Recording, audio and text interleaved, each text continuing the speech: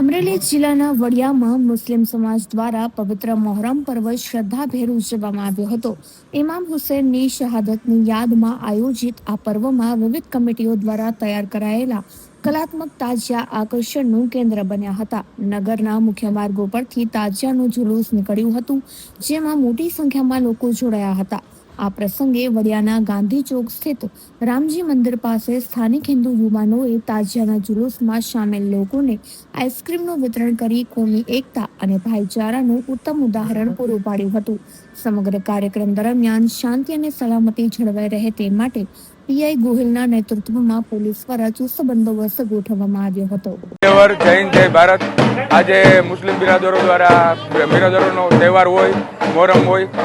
અમુક ગાંધી ચોક યુવા મંડળ દ્વારા જન્માષ્ટમી હોય, પ્રભુ શ્રી રામની જયંતિ હોય, તથા મુસ્લિમનો મોહરમ તહેવાર હોય, ઈદનો તહેવાર હોય, અમે ધામધૂમથી ગાંધી ચોક યુવક મંડળ દ્વારા ઉજવવામાં આવે છે.